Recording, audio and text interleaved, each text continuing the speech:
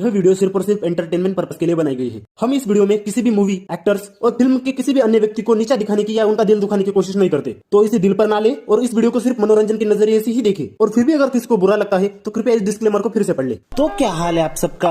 आज हम लोग उस मूवी के मिस्टेक्स देखने वाले हैं जिसमें एक लड़का लड़की, उसके सास ससुर, एक पुलिस वाला और उसका एक बॉयफ्रेंड होता है। बस इन्हीं के साथ इस मूवी की कहानी शुरू हो जाती है और इन्हीं के साथ इस मूवी की कहानी खत्म हो जाती है। इस मूवी को तो मैंने कुछ और ही सोचकर डाउनलोड किया था, पर ये तो कुछ और ही निकली। खैर, अब ये मूवी हमने देख ही ली है तो अब इसकी मिस्टेक्स भी देख लेते हैं। अब मैं मिस्टेक निकालने का सिलसिला शुरू करूं उससे पहले आप सभी लोग सब्सक्राइब का बटन दबाने के साथ साथ बेल को दबाकर ऑल कर लीजिए। ऐसा करने से अगली वाली वीडियो सबसे पहले आपको देखने को मिलेगी। तो खैर, बकचोदी को ज्यादा बढ़ावा ना देते हुए शुरू करते हैं अपना मिस्टेक वाला फंडा। मूवी के मिस्टेक्स की शुरुआत तो एक जादुई किस्से से शुरू होती है, क्योंकि इन दोनों के सामने इस किचन पे एक समोसे की प्लेट रखी हुई होती है और अगले ही सीन में वो प्लेट गायब हो जाती है। ऐसा नहीं कि उसने समोसे खा लिए और बाद में उसने प्लेट कहीं और रख दी है, क्योंकि अगर वो प्लेट कहीं और रखी होती तो यहाँ पे हमें दिख जाती, मगर यहाँ पे तो कुछ भी नहीं दिख रहा। जब शक्तिमान कोई चीज गायब करता है ना, तो वो कुछ ऐसा करता है, इससे हमें ये पता चल जाता है कि ये चीज गायब होने वाली है। पर यहाँ नहीं, यहाँ पे तो इन्होंने ऐसा गजब का जादू करके दिखाया है जिसे देखने के बाद तो शक्तिमान शर्मा जाए। अब इस सीन में देख लो, यहाँ पे जो ये पीछे घड़ी लगी हुई है उसमें 15:21 या 16:21 हो रहे हैं। मतलब वो 15 है कि 16 है ये बताना बड़ा मुश्किल है। अब ये सोचो कि हम किसी रास्ते से जा रहे हो और उसी रास्ते के बाजू में कोई हगने बैठा हो, तो जिस तरीके से हम उसे देखने के बाद भी अनदेखा करके आगे देखने लग जाते हैं, बिल्कुल उसी तरीके से आप लोग भी ये 15 और 16 को अनदेखा करके ये 21 को देखने लग जाओ। अब जब ये इन दोनों को मिठाई देने के लिए वहाँ से निकलता है तब घड़ी में 21 मिनट दिखते हैं, और जब ये इंसान इन दोनों के पास पहुंच जाता है तब तो घड़ी में 32 मिनट हो चुके हैं। ये कैसे संभव है? कोई समय के साथ इतना बड़ा खिलवाड़ कैसे कर सकता है? इस इंसान को यहाँ से यहाँ तक आने के लिए मिनिमम 5 ही सेकंड लगते, पर यहाँ पे तो इसे पूरे 11 मिनट लग चुके हैं। दुनिया में आज तक ऐसा कभी नहीं हुआ, क्योंकि समय को तो कोई भी नहीं हरा सकता, ना तो समय से आगे जा सकता है ना ही बीते हुए समय में जा सकता है। पर ये नियम इन लोगों के लिए लागू नहीं होते। अब रुको, बात यही तक सीमित नहीं है। अब आगे मैंने कुछ ऐसा देख लिया जिसे देखने के बाद तो मेरा बॉलीवुड से भरोसा ही उठ गया, क्योंकि अगर मान भी लेते हैं कि इसे इस जगह से इस जगह आने तक 11 मिनट का समय लग गया, हाँ क्योंकि रास्ता तो बहुत लंबा है ना, इसलिए इसे 11 मिनट लग गए। और जब ये मिठाई बांट रहा होता है तब घड़ी में साफ साफ 32 मिनट दिखाई दे रहे होते, और मिठाई बांटते बांटते एक ही सेकंड में वो 32 मिनट 18 मिनट में बदल जाते हैं। अब मुझे ये समझ में नहीं आ रहा कि आखिर चूतिया ये लोग हैं या वो लोग जिन्होंने ये मूवी देख रखी है। मैं सच बोल रहा हूँ, अगर आज आइंस्टाइन भैया जिंदा होते और इस समय की बकचोदी देखते तो वो अपना सर इसी तरीके से इस दीवार में घुसेड़ देते। अब जरा इस सीन को देखो, इस सीन में ये औरत गाजर काट रही है और हम भी साफ साफ देख सकते हैं कि इस प्लेट में 2 गाजर रखे हुए हैं, और जैसे ही एंगल चेंज होता है वहाँ से एक गाजर गायब हो जाता है। अब कुछ महान लोग बोलेंगे कि भाई वो तो गाजर काट रही थी ना, उसने काट दिया होगा, उसमें क्या इतना। पर नहीं, ठीक से देखा जाए ना तो वो गाजर काट ही नहीं रही, वो तो सिर्फ गाजर को अपने हाथ में लेकर बैठी हुई है। और हाँ, ये सीन भी चेंज नहीं हुआ, मतलब वही सीन चल रहा है। तो सवाल ये उठता है कि ये गाजर गया तो गया कहाँ? अब ये गाजर बिल्कुल उसी तरीके से गायब हो गया है जिस तरीके से पुराने जमाने में गधे के सिर से सिंह गायब हो गए थे।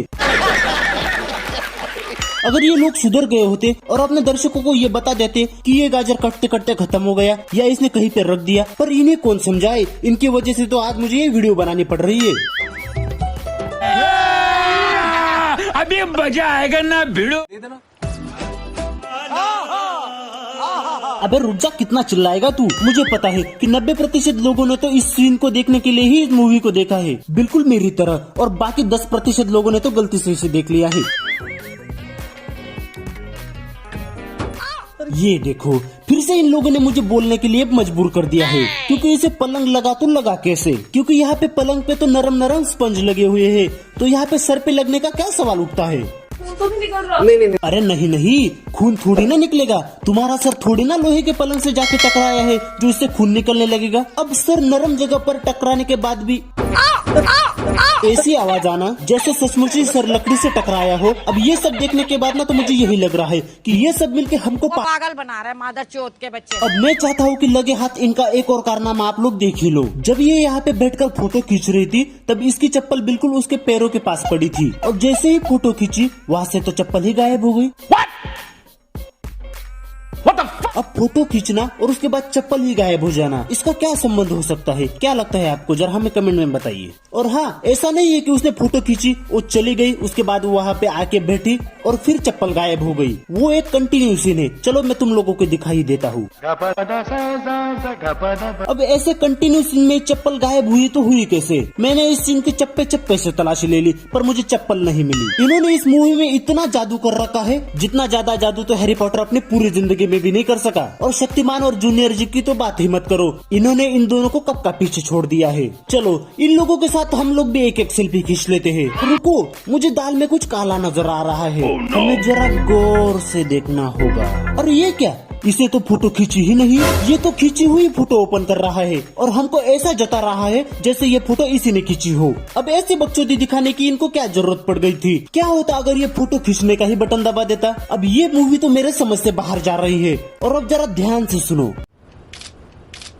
अब ये फोटो खींचने की आवाज इन्होंने फोटो ओपनिंग को क्यों लगाई है? अरे भाई, जनता भोली है, बेवकूफ नहीं। अब जनता को इतना ज्यादा चूतिया मत बनाओ कि जनता आपकी अगली मूवी देखने ही ना आए। मोदी जी, अब ऐसी बकचोदी देखने के बाद आप इन्हें क्या कहना चाहेंगे? जनता को आप मूर्ख समझना बंद कर दीजिए। इस प्रकार की बचकाना बातें किसी के गले नहीं उतरती, लोग मजाक उड़ाते हैं। वही तो मैं भी कह रहा था, पर ये सुनते कहाँ है? अरे भाई इस सज्जन को क्या तकलीफ है भाई? इसकी तकलीफ का तो पता नहीं मोदी जी, पर इसने पानी में डुबकी लगाकर अपने शर्ट, पैंट और बैग पूरी तरीके से गीले कर रखे हैं। अब मुझे नहीं लगता कि इसके ये कपड़े जल्दी सूख पाएंगे। ये क्या, सिर्फ घर से बस स्टेशन आने तक ही कपड़े सूख गए? अब ये कैसा करिश्मा है?